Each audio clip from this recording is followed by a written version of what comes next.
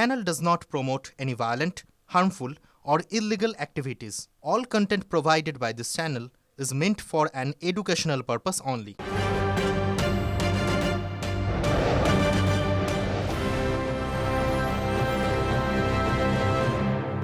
আর সন্ধ্যে ৬টা মানে সবার প্রথমে ৬টা ব্রেকিং নিউজ, তারপর রাজ্যের অন্যান্য খবরের দিকে নজর রাখবো। আর প্রথম ব্রেকিং নিউজটা আসছে নন্দীগ্রাম থেকে। বাংলায় ভোট মানে অশান্তি, আরো একবার দেখালো নন্দীগ্রাম। রানীচক সমবায় ভোট ঘিরে ফের রণক্ষেত্র নন্দীগ্রাম। শুভেন্দুর গড়ে সমবায় ভোটে তৃণমূল জিততেই বিজেপির উপর চড়াও হওয়ার অভিযোগ। পরিস্থিতি সামলাতে ঘটনাস্থলে বিশাল পুলিশ। দ্বিতীয় ব্রেকিং নিউজের দিকে নজর রাখবো। সমবায় ভোটের মধ্যে উত্তেজনা তারকেশ্বরে। ভোট কেন্দ্রের বাইরে তৃণমূলের গোষ্ঠী করল। তৃণমূলের দুই গোষ্ঠীর মধ্যে তীব্র বাদানুবাদ। বিধায়কের গোষ্ঠীর সঙ্গে লড়াই অপর পক্ষের। তৃণমূলের বিবাদমান দুই শিবিরকে সরিয়ে দিল পুলিশ। এবার তৃতীয় ব্রেকিং নিউজটা আসছে পূর্ব মেদিনীপুর থেকে। মাথায় গন্ধমাদন নিয়ে এসআইআর শুনানিতে হাজির নন্দীগ্রামের শেখ সাইফুদ্দিন। ৬ সন্তানের জনক সাইফুদ্দিনকে তলব করেছিল নির্বাচন কমিশন। মাথায় ট্রাঙ্ক ভর্তি নথি নিয়ে কোন্দামারি পঞ্চায়েত অফিসে হাজির হয়ে গেলেন সাইফুদ্দিন। কোন নথি কাজে আসবে তা নিয়ে ধন্দে রয়েছেন ৬০ বৃদ্ধ। তাই ট্রাঙ্ক ভর্তি নথি দেখে চক্ষু চরক গাছ কমিশনের কর্মীদের। এবার পরের ব্রেকিং নিউজের দিকে নজর রাখবো। সন্দেশখালী মডেল কি এবার কীর্ণাহারে। জোর করে অন্যের জমি দখলের অভিযোগ প্রতিবাদ করায় মহিলাকে কেটে জ্বালিয়ে দেওয়ার হুমকি তৃণমূলের জেলা পরিষদের সদস্যের।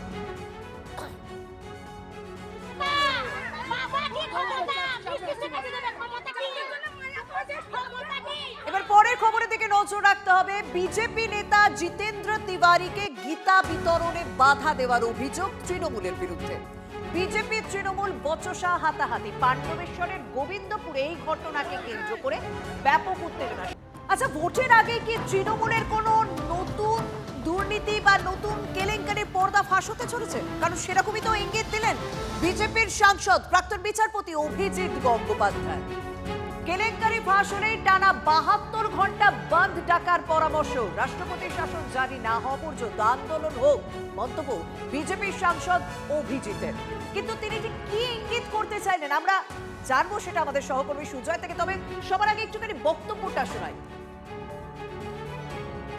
আমার ব্যক্তিগত অভিমত যে এই সরকারকে আর একদিনও থাকতে দেওয়া উচিত নয়, কিন্তু যদিও আইনগতভাবে তারা রয়ে যাচ্ছে, তবে আমি আশা করি কিছু কেলেঙ্কারি এর মধ্যেই ফাঁস হবে।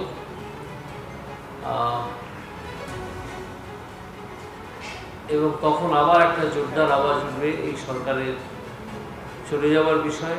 এবং সেখানে আমার ব্যক্তিগতভাবে মনে হচ্ছে এই কেলেঙ্কারি যদি ফাঁস হয় কয়েকদিনের মধ্যে, তাহলে আমার মত এই, যেটা আমি প্রকাশ করেই দিচ্ছি, যে টানা ৭২ ঘন্টা বন্ধ ডাকা উচিত সারা পশ্চিমবঙ্গে। এবং যতক্ষণ না এই সরকার পদত্যাগ করছে, সরকারের মুখ্যমন্ত্রী পদত্যাগ করছেন, পদত্যাগপত্র জমা দিচ্ছেন রাজ্যপালের কাছে, এবং পশ্চিমবঙ্গের রাষ্ট্রপতির শাসন জারি হচ্ছে, ততক্ষণ আমাদের বিক্ষোভ চলা উচিত। আমার সঙ্গে রয়েছেন আমার সহকর্মী সুজয়। সুজয়, আমি দুটো বিষয়। তিনি বলছেন এমন কেলেঙ্কারি ফাঁস হবে যার জন্য তিনি বলছেন আগামী ৭২ ঘন্টা বন্ধ ডাকা উচিত। এটা তো একেবারে মানে ওই ভাষা সানসানি খবর বলা যেতে পারে। কিন্তু এই গোটা বিষয়টাই তিনি যখন বলছেন কোনো বিজেপির ব্যানারে কিন্তু বললেন না।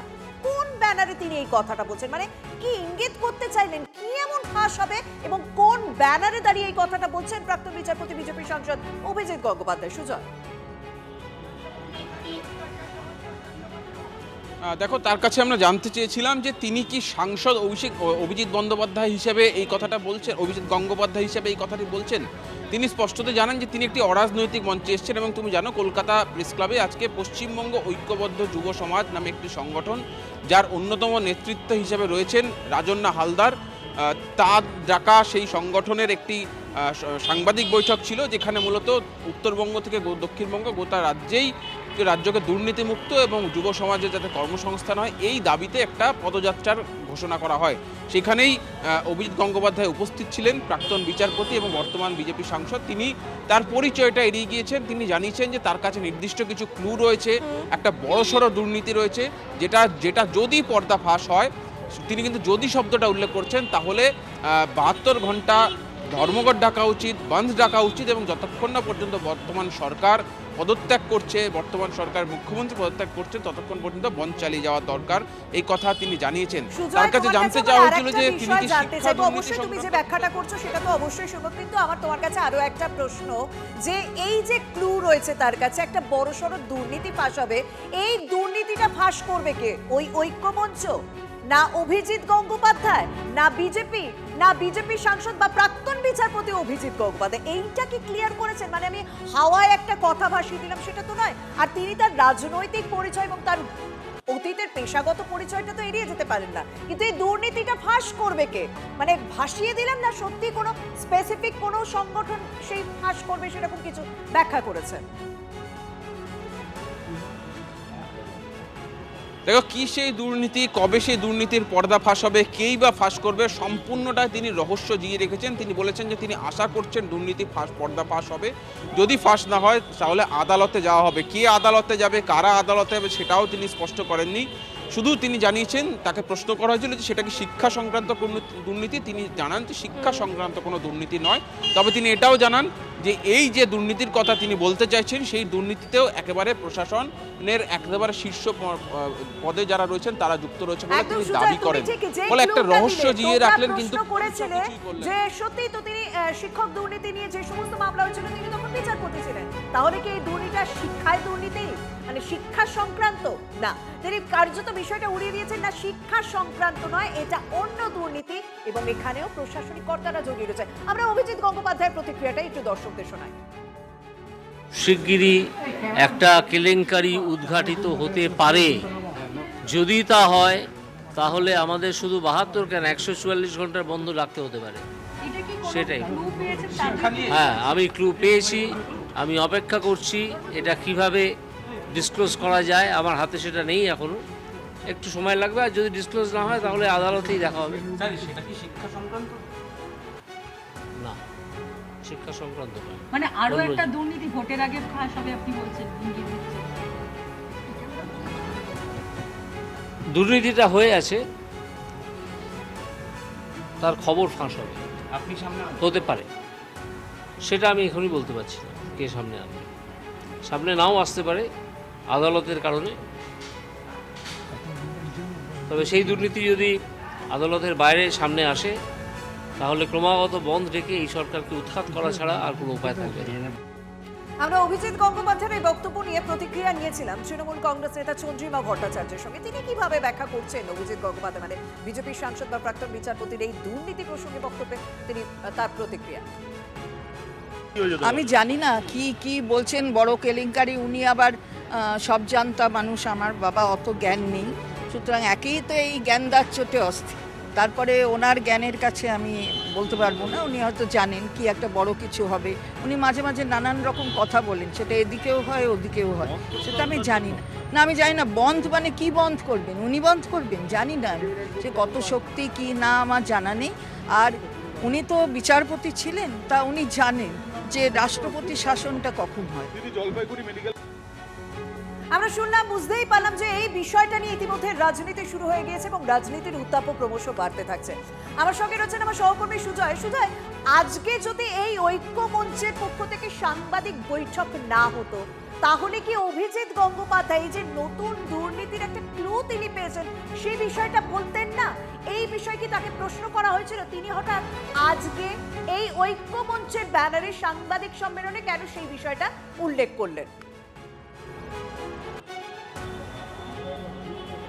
দেখো, যে ঐক্যমঞ্চের ব্যানারে সাংবাদিক বৈঠকটা ছিল, সেটা না হলে তিনি এই ক্লু বা এই দুর্নীতির কথা, কেলেঙ্কারির কথা ফাঁস করতেন কিনা সেই বিষয়টি স্পষ্ট তিনি করেননি। কিন্তু তিনি আজকে উপস্থিত ছিলেন কলকাতা প্রেস ক্লাবে। এই ঐক্যমঞ্চের যে একটা পদযাত্রার তারা কর্মসূচি ঘোষণা করেছে গোটা রাজ্য জুড়ে, রাজ্যকে দুর্নীতিমুক্ত করতে এবং কর্মসংস্থানের ব্যবস্থা করতে, সেইখানে উপস্থিত হয়েছিলেন এবং তিনি প্রথমেই জানিয়েছেন যে তিনি তার রাজনৈতিক পরিচয়টাকে সরিয়ে রেখে একদম। এই অরাজনৈতিক ব্যানারে সেই একদম সংগঠনের অরাজনৈতিক সাংবাদিক মঞ্চ থেকে তিনি বক্তব্য রাখছেন এবং রাজ্যের শাসক দলের বিরুদ্ধে বক্তব্য রাখছেন। স্বাভাবিকভাবেই তার রাজনৈতিক পরিচয়টা তো এড়িয়ে যাওয়া যায় না এবং তার এই বক্তব্য নিয়ে রাজনীতিতে যে চাপানুতর শুরু হয়ে গিয়েছে। চন্দ্রিমা ভট্টাচার্যের বক্তব্য তো শুনেছি, তবে বিজেপির প্রাক্তন রাজ্য সভাপতি তারই দলের সাংসদের এই করা মন্তব্য নিয়ে কি বলছেন একবার শুনুন।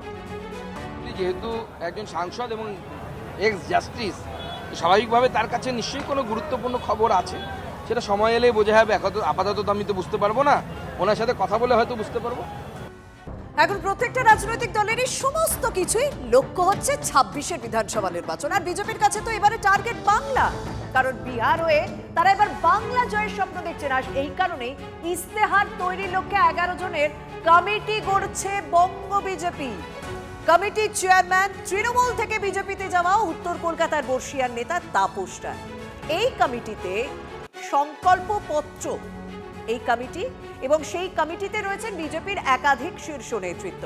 Convener Ashok Lahiri, co convener Agnimitra Paul, রয়েছেন মনোজ টিগ্গা, দেবজিৎ সরকার, বৈশালী ডালমিয়া, অনির্বাণ গঙ্গোপাধ্যায়, স্বপন দাশগুপ্ত, শিশির বাজোরিয়া, চিত্তরঞ্জন মণ্ডল। সে একটা বাংলায় প্রবাদ আছে, তোর সর্বাঙ্গ ব্যথা তুই ওষুধ দিবি কোথা। এই 15 বছরের মমতা ব্যানার্জির রাজে বাংলায় হয়েছেটা কি? বাংলায় এমন কোনো ক্ষেত্র আছে, এমন কোনো জায়গা আছে, এমন কোনো ডিপার্টমেন্ট রয়েছে? এ তো দুর্নীতি, দুর্বৃত্ত আর পুলিশ, এই 3টে রাজের ত্রহস্পর্শে মানুষ তো জেরবার ছটফট করছে, মুক্তি চাইছে। তো সুতরাং মানে বহু জিনিস মাথায় রয়েছে আমাদের সকলেরই, তারই প্রতিফলন ঘটবে সংকল্পপত্রের মধ্যে। এই মুহূর্তে একটা বড় খবর দেব এবং বাংলা ও বাঙালির জন্য যথেষ্ট গর্বের, কারণ সাধারণতন্ত্রের দিবসের আগের দিন যে পদ্ম সম্মান ঘোষণা করলো কেন্দ্র, তাতে অভিনয় জগতে অসামান্য অবদানের জন্য পদ্মশ্রী সম্মান পাচ্ছেন প্রসেনজিৎ চট্টোপাধ্যায়। প্রসেনজিৎ চট্টোপাধ্যায় তিনি পদ্মশ্রী সম্মান পেলেন। কিছুক্ষণ আগেই আমাদের স্টুডিওতে লাইভ ছিলেন, কারণ তার ছবি বিজয়গড়ের হিরে এই মুহূর্তে সিনে প্রেমীদের মনে যথেষ্ট বড় জায়গা করে নিয়েছে। আর তারপরে আমরা একটা ভালো খবর পেলাম যে এই মুহূর্তে আপডেট যে অসামান্য অবদানের জন্য অভিনয় জগতে পদ্মশ্রী সম্মান পাচ্ছেন প্রসেনজিৎ চট্টোপাধ্যায়। আমার সঙ্গে রয়েছেন আমার প্রতিনিধি ভাস্বতী। ভাস্বতী, এটা আমাদের প্রত্যেকের জন্য আনন্দের, প্রত্যেকের কাছে গর্বের। ভীষণই আনন্দের, এবং সব থেকে বেশি যেটা আনন্দের সেটা হচ্ছে দশকের পর দশক ধরে প্রসেনজিতের ছবিতে অবদান, বাংলা ছবি হোক বা বাংলার বাইরের ছবি হোক, সেই জন্য সিনেমা প্রেমীদের সকলেরই একটা মনের ইচ্ছা ছিল যে উনি কবে পদ্মশ্রী পাবেন। সেই স্বপ্নটা পূরণ হলো, এবং আমাদের জন্য আরো খুশির খবর যে এই খবর যখন সে পৌঁছেছে ঠিক তার আগে উনি উপস্থিত ছিলেন আমাদেরই অফিসে। সিনেমা নিয়ে ওনার কি ভাবনা সেটাও আমাদের সঙ্গে শেয়ার করেছিলেন। সব মিলিয়ে মুহূর্তটা খুবই সুন্দর। ধন্যবাদ ভাস্বতী। সত্যি দশকের পর দশক তিনি বাংলা সিনেমায় তার অভিনয় এবং সত্যি তার অবদানের জন্য কেন্দ্রের পক্ষ থেকে তাকে পদ্মশ্রী সম্মানে ভূষিত করা হচ্ছে, সেই আপডেট আপনাদের সামনে তুলে ধরলাম। এবং ঠিক এই খবরটা যখন এলো তার ঠিক আগেই তিনি আমাদের স্টুডিওতে উপস্থিত ছিলেন বিজয়গড়ের হীরের সাফল্যের জন্য, এবং এই খবরের আপডেট অবশ্যই আপনাদের দেব। আচ্ছা, এখন কি সবার হাতে মুড়ি মুড়কির মতো বন্দুক চলে আসছে নাকি? না হলে কুলতলিতে একটা পারিবারিক অশান্তিতে কিভাবে গুলি চলে বলুন তো? সেরকমই তো অভিযোগ উঠছে হালদার পাড়ায়। প্রায় 4 রাউন্ড গুলি চালানোর অভিযোগ স্থানীয় বাসিন্দা রফিকুল মোল্লার বিরুদ্ধে। লাঠি বাস দিয়ে মেরে মাথা ফাটানোর অভিযোগ। মারধরে গুরুতর আহত 2। রাতেই একজনকে আটক করেছে কুলতলি থানা পুলিশ। আহতরা গ্রামীণ হাসপাতালে চিকিৎসাধীন। হামলাকারী ও আক্রান্তরা উভয় তৃণমূলের সমর্থক। গন্ডগোলটা আমরা ওখানে চায়ের দোকানে বসেছিলাম, হঠাৎ দেখি চিল্লাচিল্লি আওয়াজ হচ্ছে। এবার তার সঙ্গে সঙ্গে লাঠি বাড়ি নিয়ে এনে সব মারলো। এবার সব পালিয়ে গেল যে যার মতো, আমরা সব পালিয়ে গিয়েছিলাম, আমরা দেখতে পাইনি। তারপরে দেখছি যে ওদের হাতে, প্রত্যেকের হাতে লাঠি। এবার আমাদের লোকজন সব খোঁজ করছি, তারপরে দেখছি প্লাটে পড়ে আছে। গুলি ওরাই চালিয়েছে 4 রাউন্ড। ঝামেলাটা কি নিয়ে হয়েছে আমরা বুঝতে পারি। কি নিয়ে ঝামেলা হয়েছিল আমিও বলতে পারছি না। এটা কে হয়েছে মাত্র? আমার সামনে কি দিয়ে মারলো? বাড়ি দিয়ে বাঁশের লাঠি দিয়ে মারলো। মারলো কেন? উনি এখানে ছিল না, উনি গিয়েছিল হেড়মায় বাজারে। বাজার থেকে আসতে আসতে ওই পথে যেটা মারপিট হচ্ছে ওইখান থেকে আমাদের বাড়ির ভিতরে ঢুকতে হয়। ওইখান থেকে আসছিল, আসতে আসতে ওই ওনার ধরে মেরেছে।